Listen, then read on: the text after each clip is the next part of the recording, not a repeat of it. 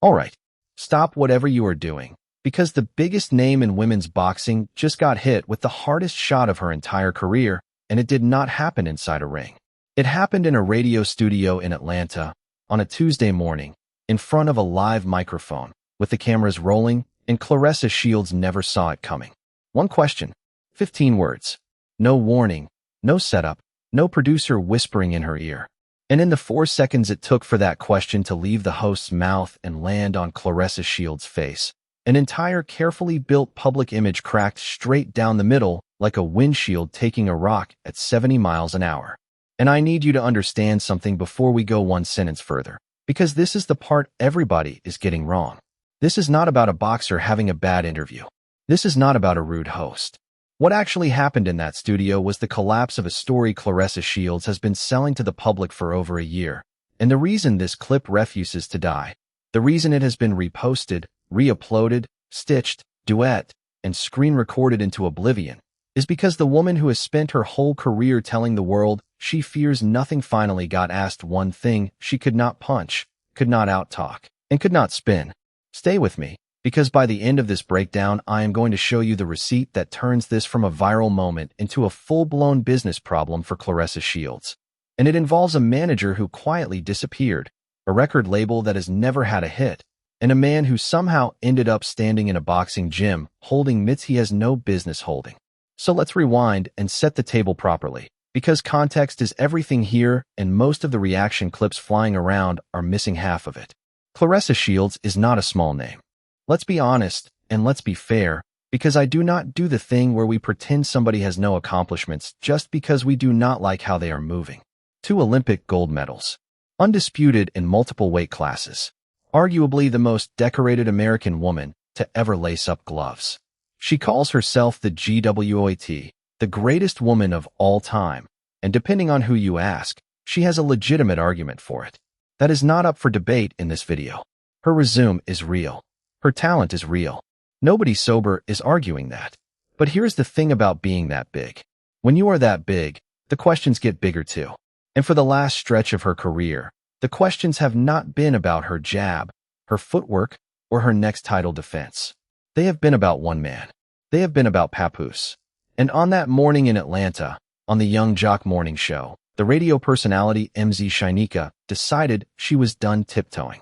She looked at Claressa Shields, sitting right there in her studio, and she asked her, plainly, calmly, with absolutely no venom in her voice, how much longer she was planning to be in a relationship with somebody else's husband. Somebody else's husband. Now, I want you to picture the physics of that room for a second, because when I watched the footage back the first time, I was watching Claressa Shields. Second time, I stopped watching her and started watching everybody else. The energy in that studio changed instantly. You can see it. Shoulders shift. Somebody's eyes get big. Somebody looks at the board. There is that specific frozen half-second that only happens in live radio when everyone in the building realizes at the exact same moment that the script just got thrown out of the window. And Mz Shyneka herself later confirmed the room was stunned. She sat down with Dennis Byron afterward and explained that nobody in that building had any idea the question was coming, including her. She said she did not plan it. She said she read the energy, she read the personality in front of her, and she felt like she could be real in that moment. Read that again. She did not ambush her. She did not plot on her.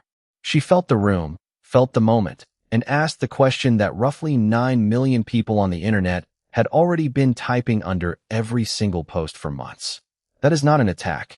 That is called doing the job. And I am going to come back to that phrase, doing the job, because it becomes the whole battleground later in this story.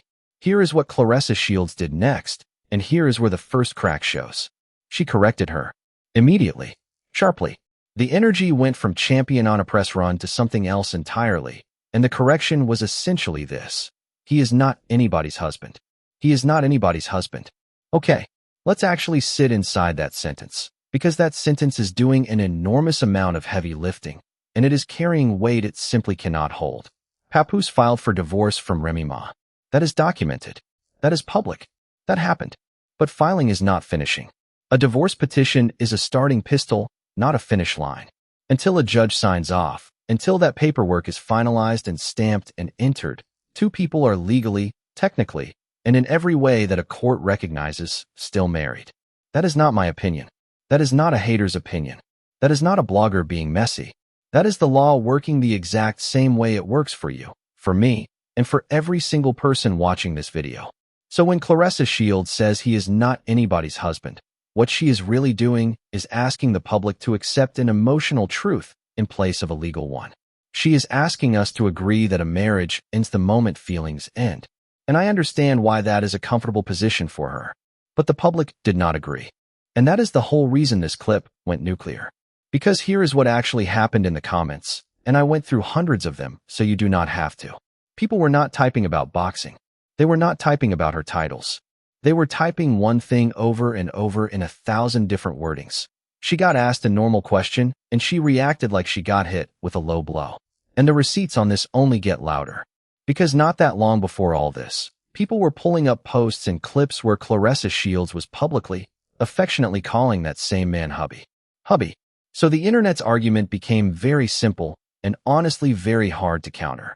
If he was hubby when it was cute, when it was posting season, when it was matching outfits and captions and hearts, then you do not get to sprint to a technicality the second a microphone gets serious. You cannot claim the romance of a marriage and then reject the mathematics of one. That is the trap Claressa Shields walked into, and she built the trap herself. Nobody constructed it for her. Now let me show you the part that took this from a viral clip to a genuine spiral, because if the story had ended in that studio, it would have been a 2-day news cycle and we all would have moved on. But that is not what happened. What happened next is that Claressa Shields went online. And when I tell you the posting was loud, she started reposting things. Cryptic things. Vague things. The kind of posts that are aimed at nobody and everybody at the same time. One of them said, in essence, that people will study you, copy you, fail at being you, and then end up envying you. Hold on. Of all the sentences in the entire internet, of all the reposts available to a 2-time Olympic gold medalist with a global platform, that is the one she chose. Study you, copy you, fail at being you, envy you. And the internet did not even have to build the counterargument. The counterargument was already sitting in 1,000 side-by-side photo threads that have been circulating for the better part of 2 years. Because the single most persistent accusation aimed at Claressa Shields, long before the radio moment, long before any of this, is that she has been running an aesthetic that people say belongs to somebody else. Specifically, that she has been mirroring Remy Ma. And listen, I want to be precise here, because precision is the only thing that keeps a conversation like this honest. I cannot climb inside anybody's head. I cannot tell you what somebody's intent was when they picked out an outfit. What I can tell you is what the receipts people are circulating actually show, and what the volume of that conversation looks like, because volume is a fact even when intent is not. Type the words yourself. Type Claressa Shields and Remy Ma and the word copy into any search bar and watch what falls out. Outfit comparisons, hair comparisons, designer comparisons, pose comparisons, caption comparisons. Entire accounts dedicated to nothing but lining up the timeline and letting you decide. There is a whole cottage industry of side-by-sides at this point, and it did not appear overnight, and it did not appear because of one blogger. It appeared because thousands of people independently noticed the same pattern and started documenting it. So when the woman at the center of that pattern posts a quote about people copying her, the internet does not read that as strength. The internet reads that as something else entirely, and there is a word for it that has been trending under every one of her posts for weeks now. Projection.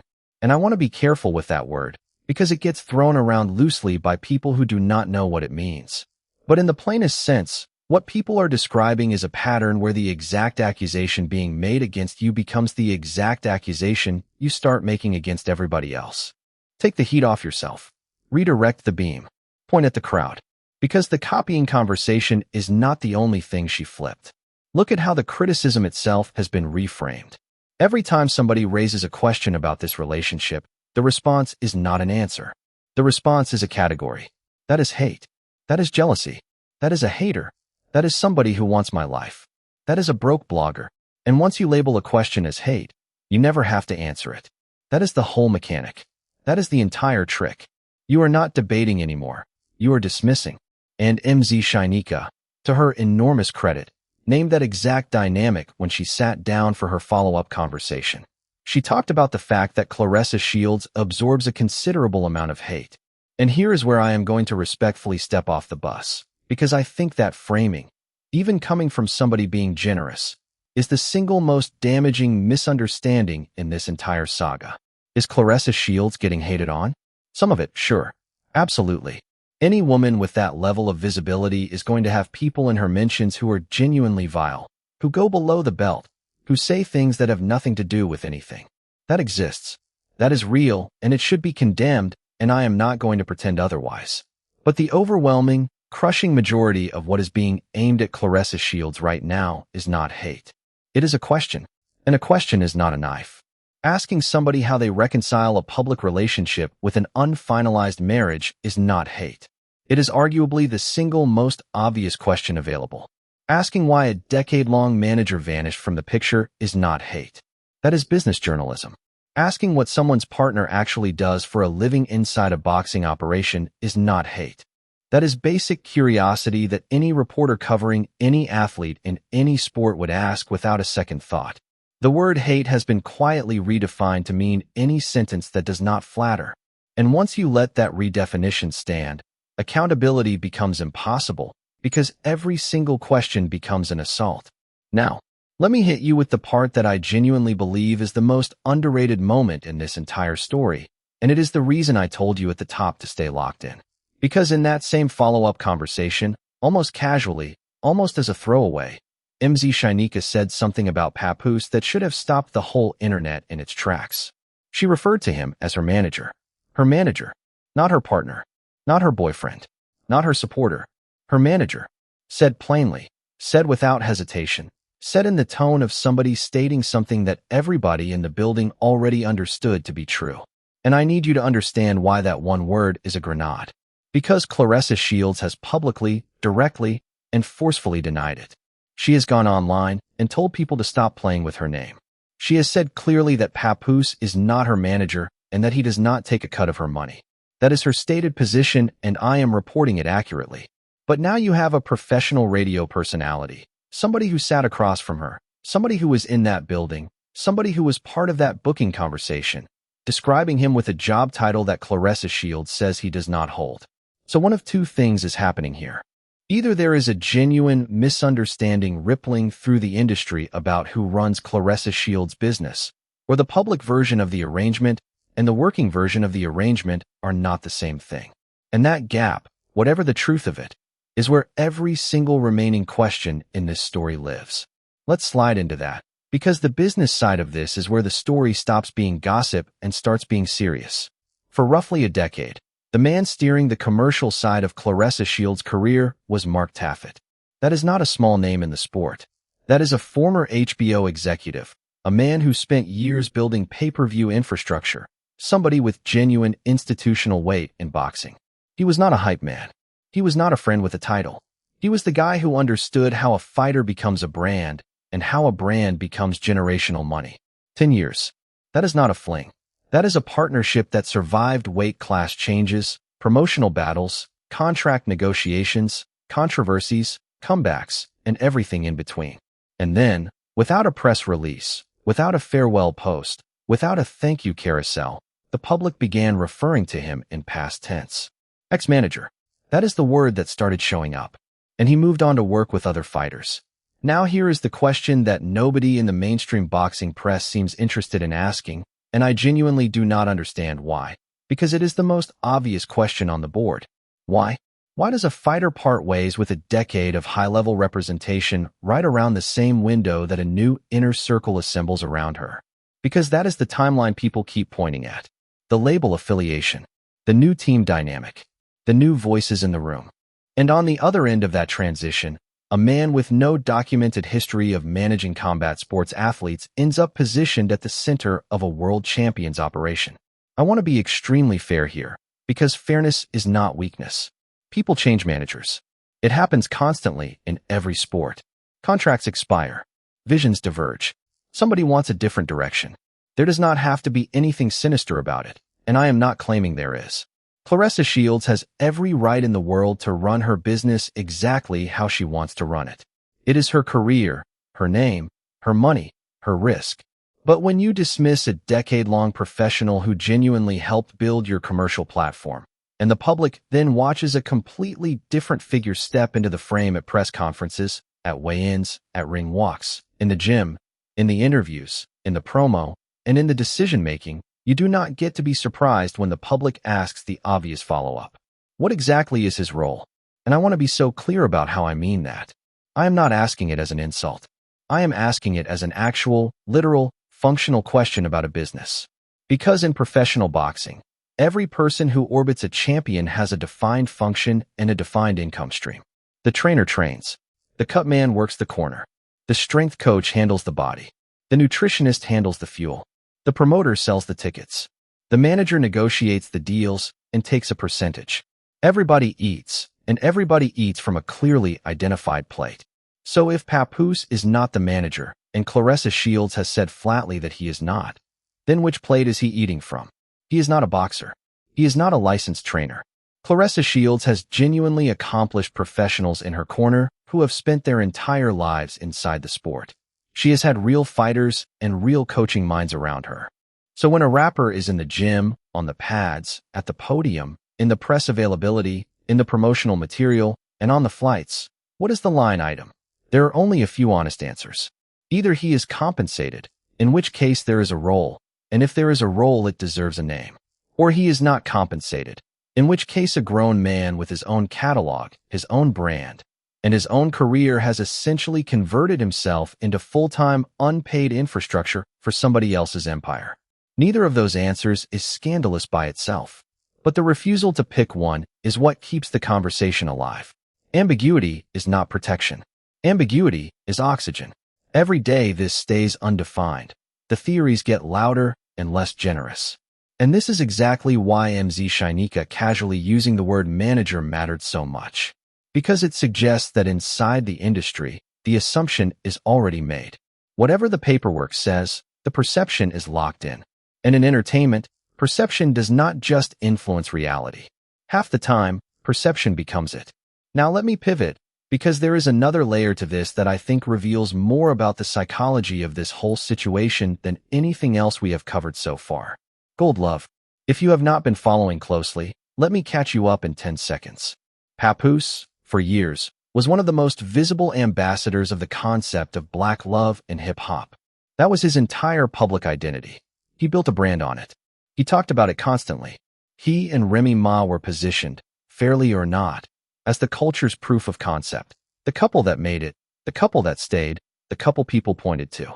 So when Claressa Shields sat down for an interview and explained that she and Papoose do not celebrate black love, that they celebrate gold love, and framed it around the idea that black love fades while gold stays in style, the internet did not just react. The internet convulsed. And I want to break down why that landed so badly, because I do not think it was the phrase itself. Coining a term is not a crime. Branding your relationship is not a crime. People do it every day. The problem is what the phrase was reaching for. Because gold love was not built as a celebration. Gold love was built as a comparison. It only functions as a concept if there is something it is beating. The entire structure of that phrase requires a loser. And everybody watching understood immediately who the intended loser was. But here is the beautiful, brutal irony that I do not think was fully thought through in the moment. Black love was not Remy Ma's brand. That was his.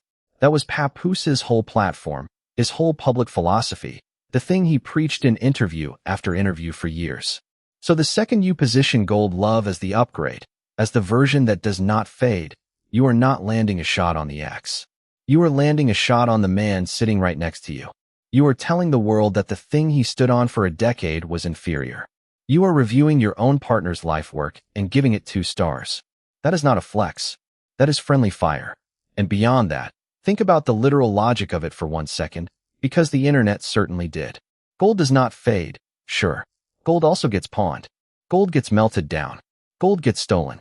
Gold gets appraised, resold, and reset into somebody else's jewelry. You picked the one metaphor in the entire universe that is defined by being liquid, tradable, and easy to lose. If you were reaching for permanence, the choice was right there in front of you, and it was not gold. But this is what I keep noticing about the pattern with Claressa Shields. And I want to say this with as much care as I can because I do not think she is a stupid woman. I genuinely do not. You do not become undisputed in multiple weight classes by being slow. You do not win Olympic gold twice by lacking discipline. There is a sharpness there that is undeniable inside the ropes. But outside the ropes, there is a compulsion to compete with something that was never in the ring with her. And you cannot spar with a memory. You cannot knock out a legacy. Every swing you take at a relationship that already ended just spins you around and shows the audience where your eyes have been pointed this entire time. Let me get back to the radio situation, because the aftermath is honestly wilder than the moment itself. After that clip exploded, after Mz Shyneka became the most talked about radio personality in the country for about 72 straight hours, the response from Claressa Shields' side of the fence was not reflection. It was heat. The question got labeled stupid. That was the framing that started circulating, that it was a dumb question, a low-effort question, an unserious question. And there were reposts. There were cryptic messages about not tolerating it anymore. There was language floating around about what would happen the next time somebody tried it, the next time an interviewer stepped out of line. And I need to address that directly, because this is the part where I stop being amused and start being genuinely bothered. You do not get to threaten the press for pressing. That is not a Claressa Shields rule. That is a universal rule. That applies to every athlete, every artist, every executive, every politician, every public figure who has ever sat in front of a microphone. When you monetize your name, when you sell your story, when you invite cameras into your life and your relationship and your training camp and your kitchen, you accept the exchange. And the exchange is that people get to ask. And let me deal with the stupid question defense head on, because it collapses under about 4 seconds of pressure. If it was a stupid question, why did it travel around the entire planet in under a day? Stupid questions do not go viral. Stupid questions die in the room. The reason that clip has been viewed millions of times across every platform that exists is because it was not stupid. It was the question. It was the one everybody had already asked in private, already typed in comment sections, already muttered watching an interview. Mz Shyneka just did it out loud with her chest. A question only feels stupid when you do not have an answer ready. And people notice something else, too. Something that I think genuinely stung. Claressa Shields has done a lot of interviews. Big platforms, major shows, household name podcasts. And on a lot of those platforms, the tough version of this question never came. The hosts danced. They gestured at it. They gave a soft little on-ramp and then let the car turn around. And then a morning show host in Atlanta, not the biggest platform in the country, not the loudest, not the one with the most reach, asked the thing that everybody else had been too polite or too protective or too invested to say. That is embarrassing for the media, and the media knows it. Even people at the highest levels of the podcast world reportedly acknowledged it was good radio, which is a diplomatic way of saying, we had her in the chair and we did not do our job. So let me say this to every interviewer, every blogger, every host, every producer who is watching this right now, because this is the actual lesson of the entire saga. If you sit down with somebody who has a live controversy attached to their name and you do not ask about it, the audience does not think you are being classy. The audience thinks you are being handled. And once your platform gets a reputation for being a safe room instead of an interview, you are not a journalist anymore. You are a publicist with better lighting. The softball era is over. The audience has become too sophisticated. People can smell a negotiated interview from 3 rooms away, and the second they smell it, your credibility is gone and it does not come back. Which brings me to the thing that I think is the most revealing detail in this whole story, and it is a detail almost nobody is talking about.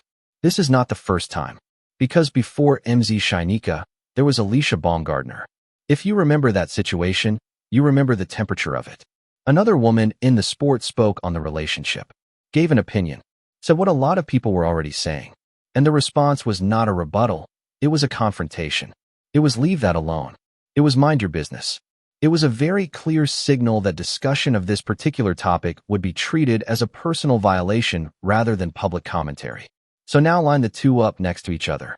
A fighter speaks on it and gets confronted. A radio host asks about it and gets subliminals and warnings. Bloggers cover it and get called broke and jealous and irrelevant. Fans question it in comment sections and get called haters. There is a pattern there, and the pattern is not that everybody in the world woke up one day and decided to be unfair to Claressa Shields.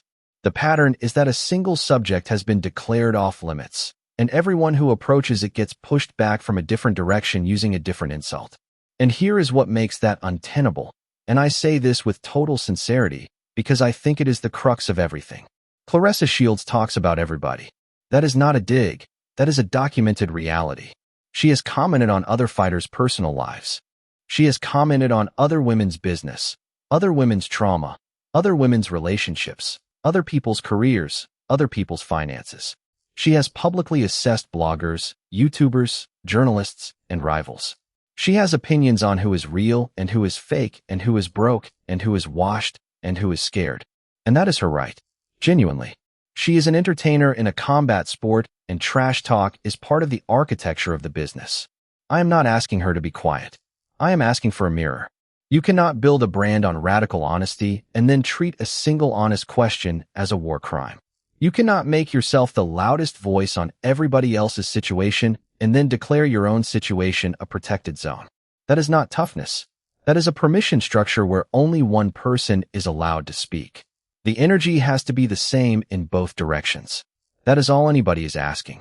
And this is where I want to land the plane on the psychology of it, because I have been sitting with this story for weeks now, and I think I finally understand what we are actually watching. I do not think Claressa Shields is a villain. I want to say that plainly. I think Claressa Shields is somebody who came from a place where trust was expensive and safety was rare, who fought her way to the absolute top of an unforgiving sport, and who reached the summit and discovered the thing that nobody warns you about. That being the best at something does not automatically make you loved for it. And I think somewhere in that gap between accomplishment and acceptance, a decision got made. A decision that if she could not be embraced for the boxing, she would be embraced for the life, for the love story, for the couple content, for the version of herself that looked like the thing the culture celebrates. But you cannot build your public happiness on ground that somebody else has not finished leaving. That is the whole thing. That is the entire story in one sentence. Not morality, not judgment, not religion, not respectability politics. Just timing. Everybody involved could have had a completely different outcome if the sequence had been different. End the chapter, then start the chapter. Mz Shyneka said exactly that in her follow-up, and it was the most gracious, most generous thing anybody has said about this situation in months. You have to close one chapter before you begin the next one. That is not an attack. That is advice somebody's grandmother would give. And instead of being received as advice, it got treated as an assault. Now let me tell you why I think this becomes a genuine career problem and not just a social media cycle. Because this is the part one want you to really hear. Sponsorship money is nervous money. Brands do not fear controversy because they are moral. Brands fear controversy because controversy is unpredictable. A boxer with a phenomenal record and a clean narrative is a low-risk asset. A boxer with a phenomenal record and a story that requires a lawyer to explain is a meeting that gets postponed. And in women's boxing specifically, where the entire commercial infrastructure is still being built, where every major payday requires somebody to write a check based on belief rather than history, that hesitation is expensive in ways that do not show up until years later. Claressa Shields spent her whole career fighting to be paid what she is worth.